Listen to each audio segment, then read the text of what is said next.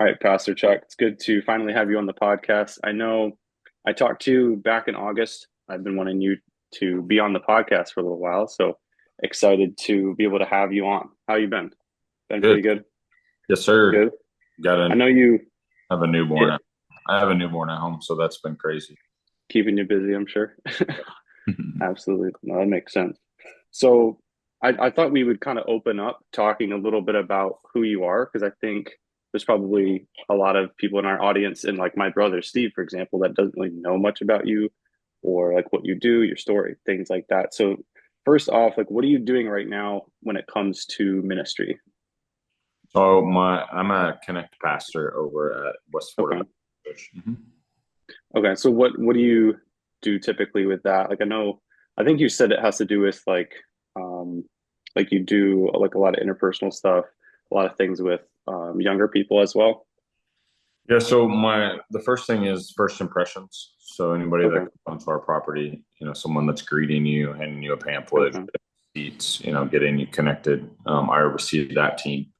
And then if you're a first time visitor, I'm the first person that you're connecting with. So just helping people get integrated into the church, and That then makes sense. taking the next step is a big thing that we're about. Is just helping people, whatever that step is that you need to take, just helping them take Sure. that step. Like being able to follow up with people that show up to a service, talking about like decisions, like different areas of their life that they need to improve, things like that. Correct. Good. That's awesome. And so how long have you been doing that for, the Connect Pastor? 2.5 years. 2.5. Okay. Awesome. Good, good. So I'll ask this too, like what kind of initially got you into wanting to do something like that? It was actually the Lord because when I left my previous job, I didn't know what was next. Um, I had Sure. I had a couple things that were presented, and this actually was one of them.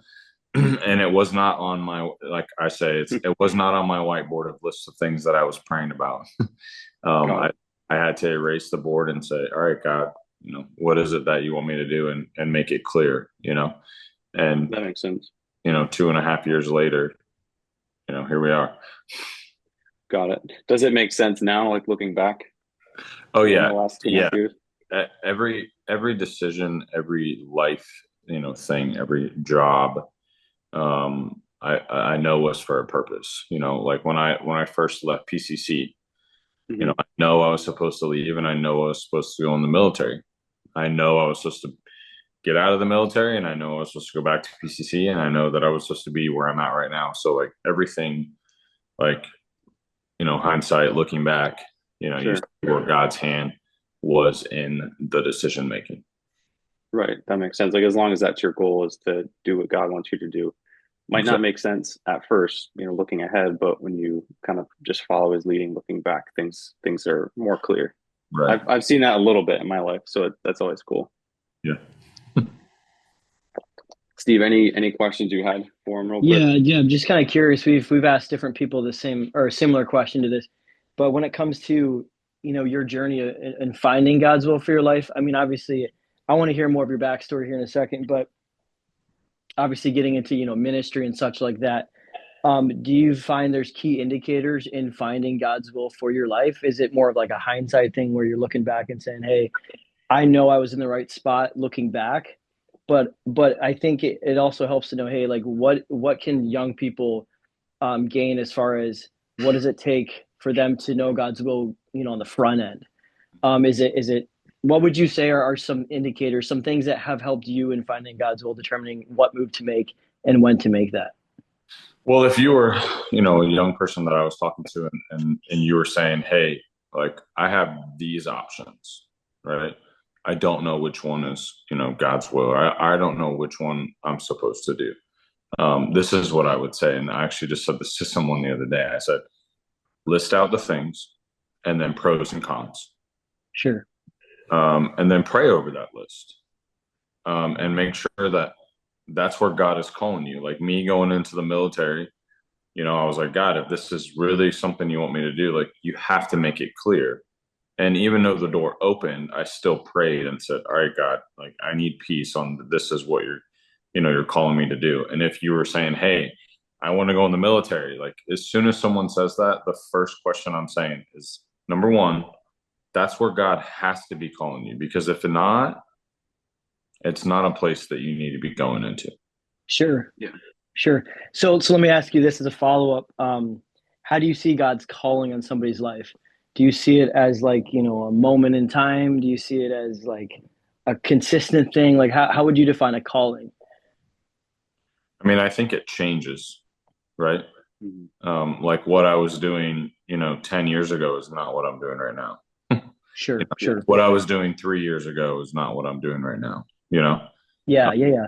But I think for me personally, the way that I try to invest and the way that I try to, love people and encourage them and sharpen them and push them, like that's what I feel like God's calling is on my life. That, Sure. you know, to not pass up a chance to be an example in someone's life is what I say. Sure. So there's almost like a burden that God gives you, and then it kind of comes down to what vehicle I guess you can use to fulfill that burden or calling. Mhm. Is that basically what you're saying, more or less? Yeah, yeah, and using the platform that God has given you to glorify, Yeah, you know, yeah, is yeah, what I tell, especially a lot of teenagers and college students. I'm like, God's given you a platform, use it to glorify God. yeah. And it's interesting. I mean, you look at the story of David and Goliath, and God told David to use what he had. It wasn't like, hey, I need you to go put on the armor. Like that was his other option, and God was like, no, no, no. Like I've given you something. And so it's not so much about that specific, even the specific platform or whatever. It's what God can do through you. But I think that's definitely what it is. It's, well, what do you have? What's the opportunity that you have? Where are you at? And building off of that. That's good. I appreciate you sharing that. Yeah, Yeah, what's it's that good. saying? God doesn't call the qualified, or Yeah. what? What is it? He qualifies the call, I guess you could say. Yeah. So he Yeah, doesn't call the qualified, he qualifies the called. Yeah, Yeah. absolutely. Yeah, Yeah. no, that's absolutely correct. And Chuck, like, let me ask, how long would you say that you've had this burden for encouraging young people and sort of this ministry approach that you've had, where you're always trying to reach out, especially with young people, trying to encourage them? yeah. I think it goes all the way back to when I got saved, because Okay. someone was intentional with me. And then when I was in college, like the early years, I had people that were intentional in my life, and had those people not been intentional in my life, and I didn't have a family that took me in, I had a mom and dad Yeah. and a family that took me in and loved me and encouraged me and sharpened me. Had I not had those things, I don't know that I would have stuck with it, and then definitely I wouldn't be trying to, you know, pay it forward, kind of, what I'm saying, like, Yeah, absolutely. No, that makes sense for sure. Like being able to try to help other people that were in a situation like you were, and just having that drive to kind of help those people. I know I've noticed that a little bit with me. Like there was a time where I saw like a YouTube video and it was like a really, really big thing that sparked a change in my life. So it's one of the reasons why I want to make content for yeah, young people, because it's like, hey, maybe someone will see one of our videos and it'll change their life and God will use it. So that's something that I've seen that really has motivated me. And so like we can get a little bit more of your backstory. I'm curious, like when did you get saved? Like how old were you? I was 20 years You're old. 20. So Okay. Did you always grow up in church? when I was younger, I had made a profession of faith and gotten baptized in a Lutheran church. But then Okay. as I grew older, I didn't go to church anymore, and I didn't really remember it. So then, when I was 20, it was when I had made a profession of faith and then had gotten saved or baptized then. So Okay. Got it. And then you said that at some point you went to college. Was that like Christian college or what? Like what did you do around those years after getting saved? yeah, so it was a year and some months later, I had went to Pensacola Christian College, and Okay. I was a student there. So that was like a year later. And so what happened with that is, God started placing people in my life. Coming from the environment that I was in before I was saved to getting into a Christian environment where, people were, caring, loving, encouraging. Like then I went to Hmm. college days and people are like, hey man, what's up? What do you want to do? What do you want to major in? Yeah. And coming out of my environment into that environment, I was like, all right, like, I felt that's where God was calling me to do. And then God started crossing my paths with people like yourself, right? Mhm. to, share my testimony and to be an encouragement and to ask the tough questions because, what we're Yeah. doing right now, talking, right? That doesn't naturally happen, right? Especially with, No. especially with guys, you have Yeah. to be intentional and you have to set that time, or it's not going to happen. Yeah, absolutely. And let me ask, like, what's like in your mind, like, what was the difference between life before Christ and life after Christ? Because I know you said you got saved when you were 20. Sounds like you had a rough upbringing. Yeah. Um, I mean, completely different, like I stopped everything, and I was living in freedom, right? Hmm. Um, and and I started running, you know, to Christ, um, and just the love and the forgiveness and just everything I got from obviously, God, but then other people as well. Hmm. And iron sharpeneth iron was a big thing for me because that's what people were doing in my life, you know. That makes sense. Got it. Hey, can I ask you a question? Yeah, Um, do you ever, or was there ever a point in time in your life where like you missed your life before you got saved? Yeah. absolutely, I absolutely. mean, what was the dynamic there? Was there a reason for that? I mean, Yeah. So a little bit of my testimony would be, I drank, smoke, alcohol, all those things. I wasn't in school. I dropped out of school. Mm. Um, and so God came into my life and those things were in the past. And when I stopped doing those things and I stopped swearing and I stopped doing those things, I was like, wow, did I sound like that? Did I smell mm, like that? It mm, was just mm. like an out of body experience almost. It was just like, Mm. yeah, no, I'm done. That's not who I am. I'm putting on the new man Sure. Was it like That's a good. clean break off for you, or did you struggle for a while coming out of that? So Or it was like a week, I'll be honest. It was like a week for like smoking because I worked in a restaurant and everybody's like, come on, you gotta come smoke a cigarette. yeah, sure. So some And peer pressure. yes, peer Yeah, pressure. And at the end of that week, I was like, no, I'm done. Like I'm not doing it anymore. And I just completely stopped and I started running and I started moving forward. But had I not had people there alongside of me, hmm. right? I don't know honestly if I would have stuck with it because I was going back into the same workplace Hmm. that I was with the people that I was doing things with. So they were like, "Oh, you're a Christian now. You don't do these things." So Hmm. Yeah, Sure. having that support in the church, having that support in my friends, was very very key. yeah. That's good. Especially at that age, I think when you're very impressionable and you're still trying to find yourself. It's so important to have good friends who are going to motivate you. I think that peer pressure is not all bad. I think that obviously there's such thing as good peer pressure. So I think for individuals struggling with that or folks who or just feel that pull towards that kind of lifestyle. I mean, it's if you surround yourself with the right kind of people. I mean, honestly, that's kind of half the battle. Is having a good support. So Agreed. Would you say that was a bit of a like a stronghold in your life, like something that like you couldn't really break free from, like a coping mechanism, and then when you got saved, like you didn't like need it anymore? Or, like what's kind of the difference when you got saved? Like what kind of changed, I guess, mindset wise? Can you repeat the first part of that? Sorry, I didn't understand. Yeah, like when it comes to all like the substances, things like Yeah, that, yeah. like were you pretty like chained to that? Like was that a stronghold in your life? And then when you got saved, like you didn't have to do it anymore and you had like freedom as a result of that? Yes. But thankfully I wasn't in a spot where it was just like I needed to go even further, like rehab or anything like that. Like Right. Yeah, yeah. I had God in my life, he, got that forgiveness and then I just started moving forward, and didn't even turn back towards that. You know what I'm saying? That's good.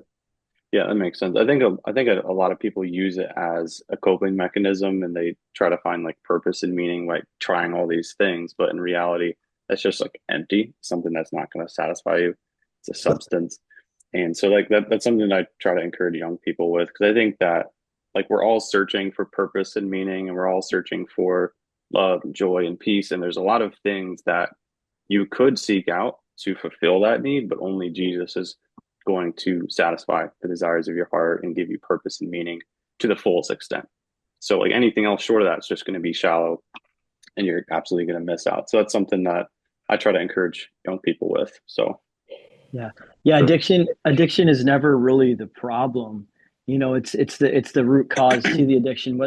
Why are people running to different things? And that's why yeah, like I'm burdened because I think a lot of ministries and stuff too, and maybe I'm not completely accurate with this, but I think there's a lot of attack on like the addiction, like alcohol or substance abuse or pornography or something like that, right? Where there's a lot of attack on the actual addiction and like, oh, we have to fix this. Like this is nasty. This is bad. We need to fix this. We need to clean this up. But I think in reality, I think there's a certain theological aspect to that I don't feel like is totally accurate. But I also don't think that that's the root problem. That's not going to just fix it. It's really why are they going to that? Like Dave was saying, and I think that mhm. it's interesting. They've done research with rats and labs and stuff with different stuff, and I won't go into depth with all of that, but it's not so much the actual substance or the actual addiction. It's the fact that it's coping. It's the fact that there's a deeper hurt there, a wound there. There's a hole that needs to be filled, and so I Mhm. think people. I don't want people, to think the wrong thing about that either. People that we minister and such too. It's not so much that it's what's below the surface. So Yeah, absolutely. Yeah, That makes sense. it's getting to the root of it. Hmm. But you have to get someone in a place where they can process that. And so Yeah, that's where, like, if you can ask questions like you guys are now, it helps people kind of process it, and then they say it out loud, and then they process it, and then that's how they get to the root, you yeah, know. yeah, And that's yeah, that's part of your story. That's part of your testimony. Like something happened, for you to go towards that, and yeah, so getting yeah. to the root of that and being like, well, what is that? yeah, So do you yeah, feel, would you absolutely. say that like Jesus is like literally your solution as far as like you didn't need to go back to that. You could have, Right. but you felt as though like was it more out of duty? Did you feel like, oh, I have to do this? Or was it like, no, like I feel like there's life and liberty if I pursue Jesus? Like Right. I think that's another, I don't want people to get off on that either, Right. you know? Yeah. So That yeah, makes it's sense. good. Yeah, absolutely.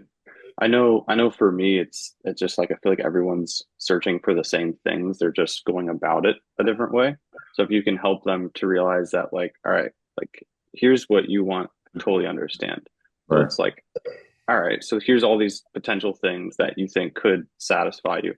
And then try to explain to them like why Jesus. I think in today's day it's harder to explain to young people why Jesus because there's so many things out there. There's all this technology, there's all these other things you could pursue. There's like so many different things you could try as far as substances and things like that. So I think that in a way it seems a little bit harder to explain to young people like why to pursue Jesus. That's why like we're trying pretty hard to share with the young people of our church and others like in today's day in a maybe a different approach. Like here's what's in it for young people to pursue God and have a relationship with him and not all this other stuff that they could be pursuing as far as substances or sports or all these other things. There's so many things with technology. It just seems like there's always something new that's trying to grab our attention really off of what we really should be focusing on. So Yeah, that's good. yeah.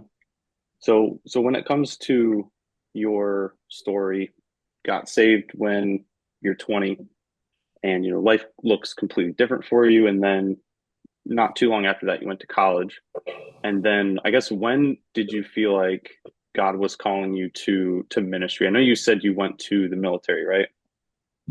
And then ministry kind of came a little bit later or what happened as far as your burden for ministry? Like tell me a little bit more about that. So when you say burden of ministry, like I think that's all in my life. That's Right. wherever I am, wherever you are, Hmm. God can use you. And that's, for me, that's ministry. Like Mm. for me, a lot of guys, they know that I say this, but like for me, gym is ministry because if I can Yeah. go there and work out with someone and push them in the gym and, have that fellowship, then on the other side of that, now I'm on the same level almost where I can ask questions, like Yeah. if David, if you were here, I'd be like, hey man, let's go to the gym. well, let's go to the gym. But do you think we're just working out and that's it and not talking? Yeah. No, No. we're talking. Connecting. And if there's something that comes out in that, then we're talking more after the gym. Like, hey, can we sit That's down? good. Yeah. Can we sit down and talk more about that? Or hey, let's pray about this, you know?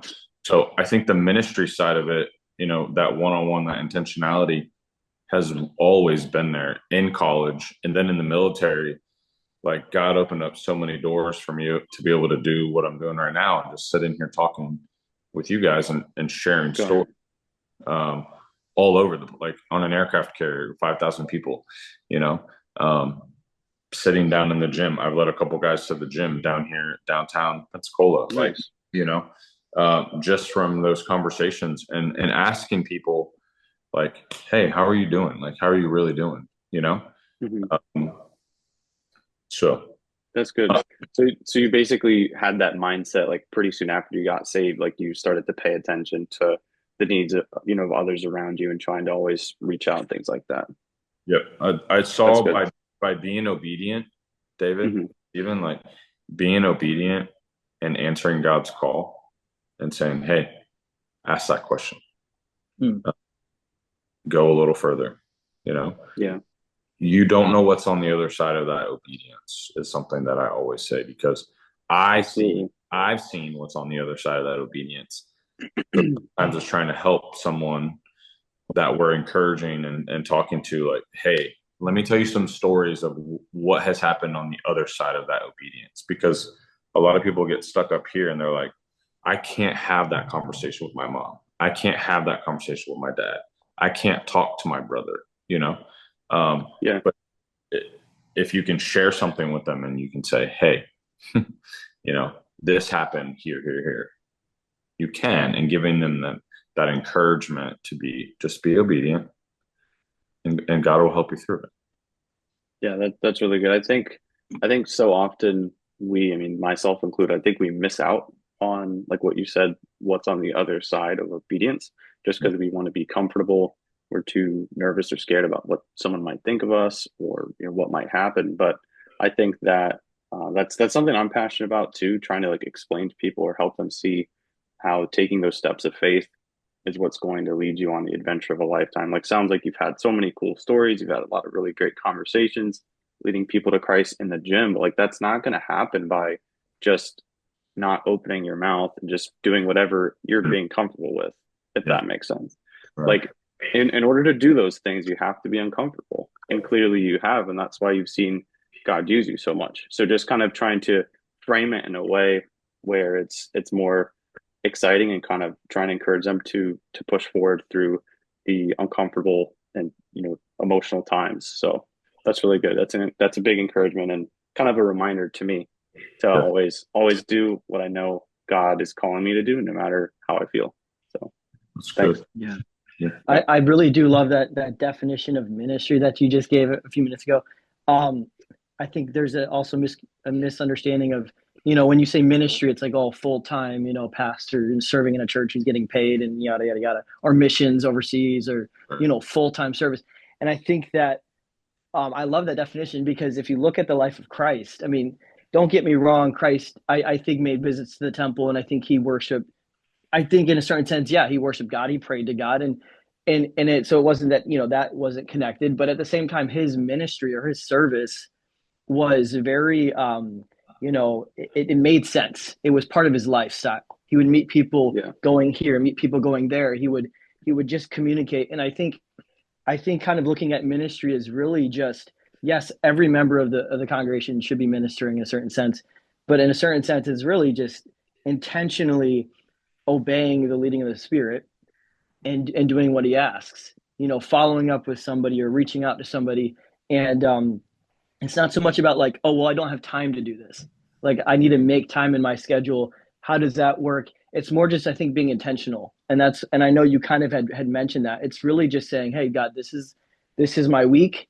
Yes, I'm going to the gym, or yes, this is part of my schedule, whatever it is. But I'm going to be as intentional as possible in these times, and just see who I can minister to.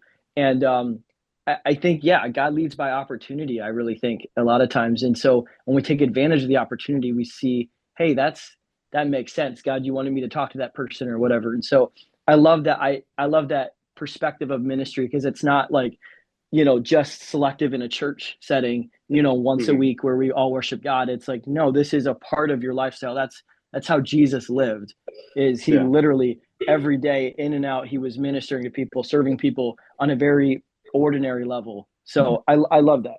That's good. yeah, it's really good. So can I share a very quick blessing, like Yeah, Go encouragement? for it. So Yeah. like go for it. yesterday I was downtown and there's a gym over on the other side of town that I keep seeing. And I was like, all right, I'm down here. Let me just go. I walked in. There was a police officer that I knew from another gym. He walked up and he was like, hey, what's up? So then I was able to get a free pass just because I saw him. And then there was a trainer there that I knew. Anyways, worked out. Then I went and sat in the sauna and there was this guy in there. We started talking. He's military. He just moved here. And I invited him to church and he came to church today. Let's Wow. go. It's awesome. That's So awesome, dude. I'm up there singing from the choir and I'm panning and I look out and I see him there and it was just like it That's was cool. just super cool, like you And don't Oh yeah, I could have went in the sauna and just sat there and just not said anything, which is what most of us do, right? I'm going in yeah, here to sweat, don't talk to me, right? yeah. It was like really small. And I was like, all right, wow, this is nice and tight. So then like we just started a conversation. So I don't know. It was That's super. good. That's really good. Let me ask you. So, what compels you to do that, even if you don't feel like it? Because sometimes you might feel like it, and that's great, right? But what if you don't feel like it, but you still do the right thing? Like, what compels you to do that? So, for instance, actually, as right as you said that, I was like, I have a story. Yesterday, so you see the shirt says "God is love." I Yeah. always try to wear something, especially to the gym, or if I'm going out in the public, that's a conversation starter because it's so easy. Because it puts us on a level ground. If you're commenting on my shirt, you're commenting and you're saying, "I believe in God in some shape or form," right? Mhm. So my first question, or my first thing I always say is like, hey, thanks. That's awesome. Hey, do you have a church you go to? Literally the first question I ask. So soccer game, I went to the soccer game yesterday and I wasn't wearing this shirt. I was wearing a different shirt, but this guy said, hey, I like your shirt. And I was like, hey, thanks. But I hadn't I was like 2 steps away from my wife and I hadn't seen her yet. And I was like walking to her and I was like, hey, thanks. And I said what I needed to say to my wife. And then I was like, hey, hold on. Like the Lord was like, hey, like tapping me on the shoulder, like, you don't forget, you need to be obedient and you need to go back and talk to that guy. And then so I was like, hey, babe, hold on. And I turned around and I was like, hey, and just started small talking with them. Come to find out, our daughters are on the same team, and Oh, wow. they go to a church all the way like probably 45 minutes away, and I'm 30 minutes away from my church. And so like it was just a really cool connection that we were able to kind of talk. But like, I was like, oh, I need to talk to my wife, and then I was like, wait, he just said I had a like nice shirt. We have a level ground there. So yeah, it was super cool. That's good. That makes sense. So it's basically just being attentive to the Holy Spirit, and whenever you feel like, okay, God's telling me to do this, you don't try to argue it or try to talk it through. You're just like, all right, let's do it. Let's just Right. not delay. Exactly. And like I just said, being obedient, right? I know what's on the other side of that obedience, right? Mhm. So for me to say, oh, I'm not really feeling it today, or, I just want to be lazy and, put on Mhm. my headphones, I'm missing an opportunity. I just shut Yeah, that opportunity down. And whatever's on for the other sure. side of that, who knows? Because I'm not taking it. Yeah, good. You Yeah, know? no, that makes sense. So it's That's almost like, that's what I figured. That's what I figured. But I guess like I asked it because I think that it's something that we all, number one, we need a reminder of that, right? Because that's an amazing thing. And then also just trying to encourage young people, like, hey, like on the other side of all of that is some of the best stories you'll ever have, some of the best things you'll ever experience in your whole entire life. God has an adventure for every single one of us. When God met Paul on the road to Damascus, well, he was Saul then. He was at that time, persecuting Christians, but then he met God and God eventually had a mission for him. He became like the most famous, successful missionary to ever live. Incredible, wrote so much of the New Testament. So I think that whenever, we get saved, obviously, I think God has a mission for all of us, but especially like when we truly experience God come to know him, he's going to have a mission for us. And I think that it's important for us to always be looking for that. I think so many people don't realize that that's how life works. Like there are things that God has for us. And so just a really good reminder to pay attention to those opportunities that God's laying in our path. That's incredible. So thanks for sharing that. That's encouraging. Any thoughts on that, Steve? Or like any other I questions mean, on that? I'm right along with you. Yeah. I appreciate your perspective because, like I said, I think that people get confused and maybe how they were brought up or whatever. But yeah, I think being attentive is huge. I think being intentional. I don't think it's that we need more time. I don't think that it's we need like all these more opportunities and well, it needs to be perfect. It's just taking advantage of what we have. And I don't think we can do that if we're distracted. And that's another thing Dave's already mentioned, but it's a huge burden of mine too, because I feel like this generation is super distracted. There's just so many voices, there's so much information, and Yeah. I understand it. I'm part of the generation. There's the phone, there's everything, right? And so I get that because I'm in the world too, and I feel the distractions and the pulls of that. But I think that it's learning to hear the still small voice of the Holy Spirit. And so I think that in times where it's like, oh, let's just use the gym because that's where we're at. It's like you could have made a choice to put your AirPods in, or not put them in and be open to talking to somebody. And I think that may be a little bit more uncomfortable for some people, especially. But I think that it's about being intentional. Like, hey, if I want to be used of God, I can't just be distracted. I can't allow myself to just wander. I need to actually, in a certain sense, discipline myself to be ready to hear His voice, and to be ready to act. So yeah, I love that. It's good. That's good. I was gonna say one more thing, and then time is getting a little bit lower. But so I wanted to ask about how important is your walk with God when it comes to being able to notice the voice of God, and when God's speaking to you, like, hey, I want you to talk to this person. Like, how important do you think your walk with God is in your personal devotions, your Bible reading, your prayer? Like, how important is that? I think it's crucial, if we're distracted and we're not filling ourselves up, we we can't be who we need to be for those people, right? If Yeah, I'm listening to garbage and I'm watching garbage and I'm speaking garbage, you know, and I'm not living right, do you think I'm going to be able to like hear that still small voice? Am I am I, no, am I going to want to be obedient? Right? No, because I'm selfish. I'm like focusing on myself. But if yeah, I'm right with God, and I'm in the Word and I'm praying and I'm guarding what's going in, right? And what I'm saying and what my speech is and who I'm hanging around and what I'm choosing to fill my cup up with, that's what's going to pour out, you know? yeah, So I think absolutely. relationship is number one. And if it's not, then you're not going to be who you need to be for those people around you. But I've also Hmm. had guys say, well, there's no, like, I'm not right. Like, I don't want to be a hypocrite. Like, I don't want to have that conversation. Yes, I understand that. But like, you helping someone and encouraging someone is going to help you stay where you need to stay. And Yep, God's going to work in that, because when you're speaking, like, you're speaking to yourself, Mm-hmm. it's true. right? Yeah, I've had that happen. Right. Yeah. Yeah. No, yeah, I've had that happen where I've had really great conversations encouraging someone when I was struggling spiritually myself. And it helped me to realize, like, you know what? Like, my life isn't that bad. God has a purpose for me. God just used me in this person's life. I love you, God. Thank you for this opportunity. I feel amazing. Great. And like, you're right back on track. Yeah, so I think it's interesting because, like you just said, it's not about you as an individual and you saying all the right words, and Mhm. the emphasis is not on you. And I think that for the longest time, I believed like, oh, I have to, maybe have a certain amount of knowledge of the gospel before I can ever give it. And I think that there's some element, right? But I think it's really just telling your testimony. But when it comes to even like, oh, like I sinned today, like God can't use me. Like there's little excuses that we give ourselves.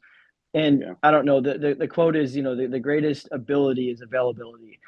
And I don't think that God doesn't need you he doesn't need what you have to offer, but he wants to use you. He wants you to be open and available for him to literally, experience his power. So I think when it comes to, like, oh, like, is this, we have so many thoughts when it comes to being a witness and testimony, and we can get clouded. But I think, just right along with what we're saying, I think that we just need to simply be available and to be attentive. So Yeah. Yeah, absolutely.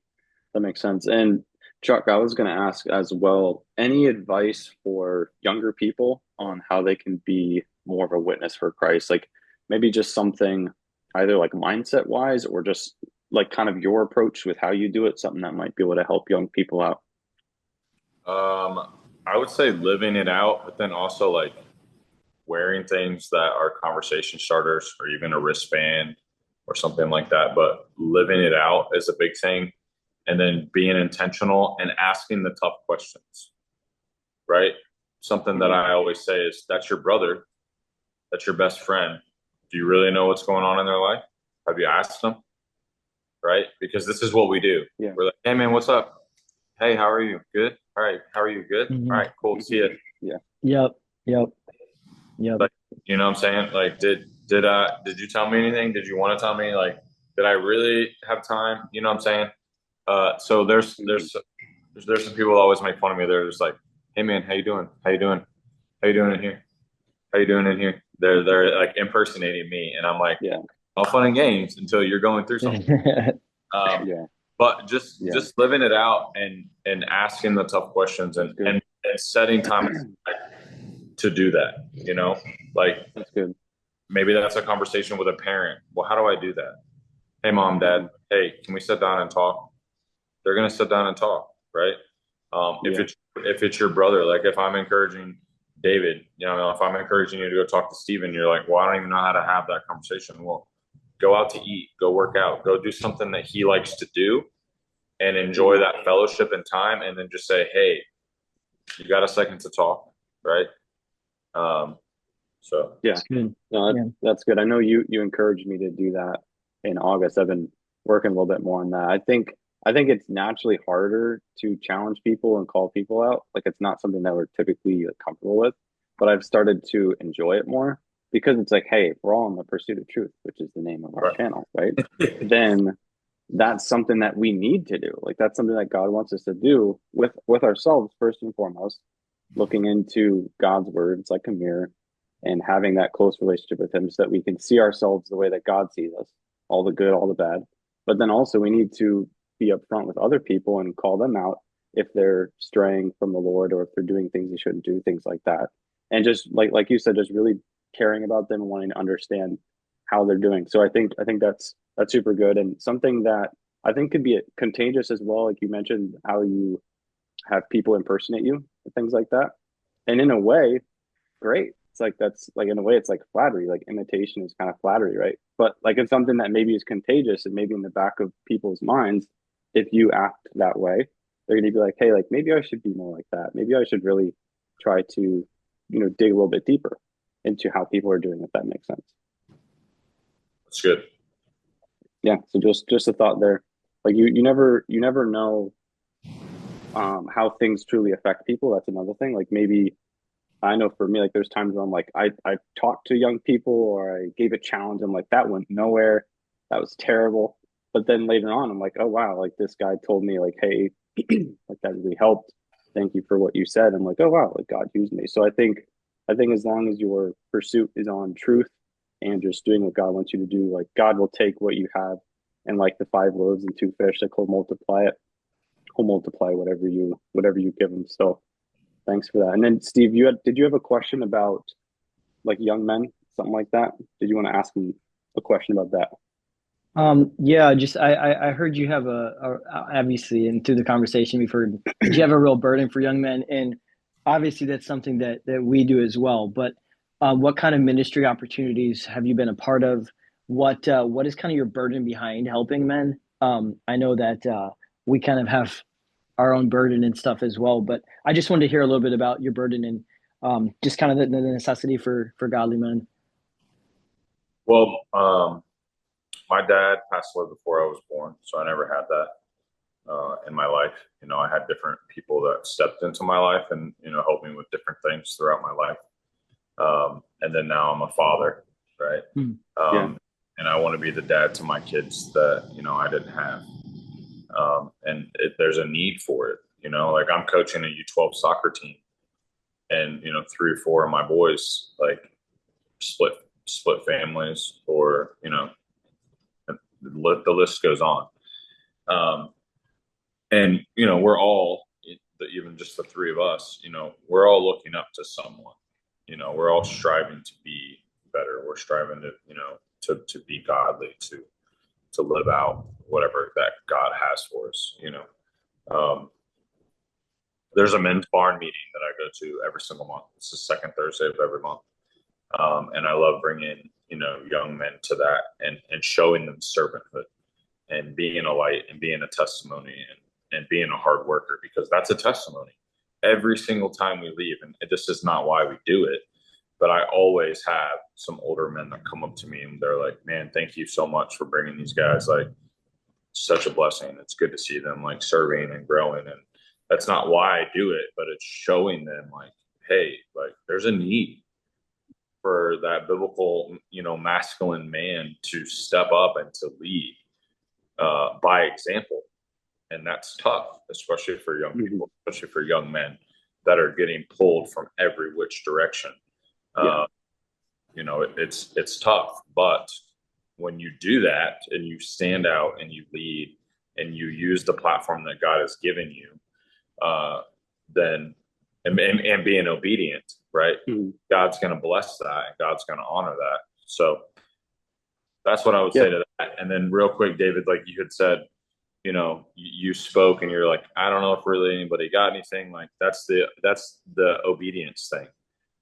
Yeah. You got to be obedient. God laid that on your heart, and you got to share it. And we'll never know. Like, you'll never know the reach of any of these podcasts. You never will. The full reach. Yeah, right? Absolutely. But you have to be obedient, and you got to do what God has called you to do. And so, that helps. I mean, it just goes back to focusing on what you can control. Like, you can't focus on what people take away or what people learn or some of that. But you can just focus on doing what God wants you to do. You can focus on, like you said, with young men, being an example, a godly example, and encouraging them along, being real with them, and caring and understanding. So that's a good, helpful reminder for sure. That's good. Does that answer? Yeah, absolutely. No, that's really good. I know there's a lot of need for, like, I see a lot of young men that are, like, kind of back to what we were talking about earlier about how there's so many distractions. There's a lot of things that we can pursue. I think that there's a lot of young men, even more so nowadays, that are trying to figure out, like, what should I be doing with my time? Like, what should I pursue? So it can be very confusing. So I know that's something that I'm trying to figure out myself.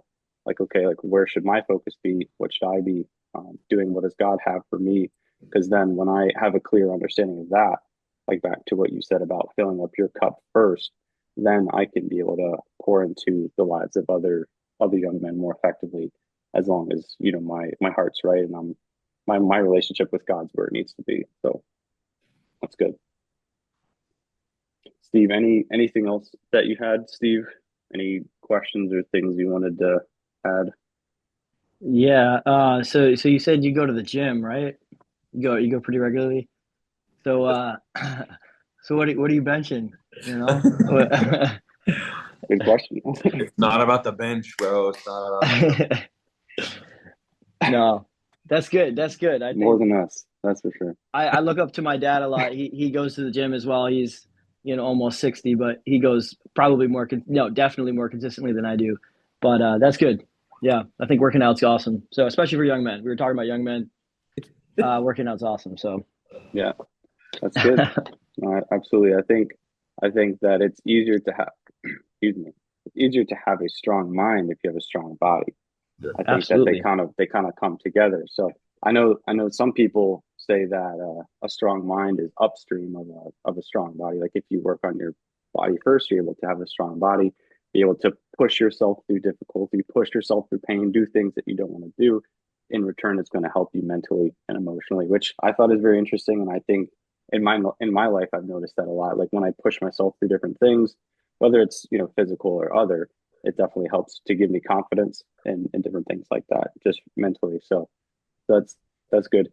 And Chuck, any last advice for young people? I know we kind of talked a lot about what's in it to serve God and things like that, but anything else that you would add as to why through all these distractions and everything that's trying to pull our attention away from Jesus, what's kind of in it for young people to pursue God and have that relationship with Him? I would say, can you repeat that? Sorry. Yeah, good. No, I had a response to the beginning part of what you said, and then you kind of changed. Then it changed, and then I didn't have a yeah. response. No, you're good. No, basically, why Jesus? What's in it for people to pursue Jesus? Yeah. I mean, when you think of like the love and forgiveness, and just the weight of our sin, right? That Yeah, died on a cross for us, like building that relationship with Him. Why would you not want to, Hmm. yeah, people are like, well, is there really a God? But it's just like looking at the human body, right? yeah. Like in our brains, like, what do you mean there's not a God? That didn't happen by accident, like if you look at the human brain in itself, There's that. Yeah, how intricate that is, and then the world, and like just literally everything. Like, what do you mean? How would you say there's not a God? Why would I not want to build a relationship with our Heavenly Father? yeah. So That's good. Absolutely, and it's very cool that He came to Earth to die for us and wants a relationship with us, and right. knows exactly what we need, what we think we need, and what we truly need, and what's truly going to satisfy us and give us purpose and meaning and things like that. So absolutely, I know for me, like when I went from just knowing about God to experiencing God and truly understanding more about Him, then I started to see Him from a different perspective, as not someone that's trying to judge me or trying to give me a hard time, but someone who knows exactly what's going to give me purpose and meaning. He knows me inside and out. He knows the best path for me to take. So why wouldn't I want a coach like that in my life? You know what I mean? Basically, someone that you can rely on for guidance and wisdom. And I know when I kind of made that change in my thinking, it's something that allowed me to kind of like what you said, be able to have a lot of witnessing experiences and a lot of things that I've been able to see God use me in, as opposed to when I was more so just focusing on myself and not really living for God as much, like I said. So that's good. I appreciate it. That's some good advice. And Steve, anything else that you wanted to add, Steve or Chuck, before we hop off? No, I appreciate the conversation. We'll have to do it again. This was Yeah, good, it was really good. and technically first time I'm meeting you, so I think it went Sure. pretty good, all things considered. So yeah, for sure, we'll do it again. Sounds good. Well, thanks for talking to us, Chuck. Thank you for giving us your story, some advice for young people. I think it's going to add a lot of value. And yeah, we'll definitely have to do this again and look forward to the next time we'll be able to see you. Yeah, thank you guys. Thanks for doing what you're doing. Appreciate you. Sounds good, Yep. man. All right, well, take it easy. All right, bye-bye.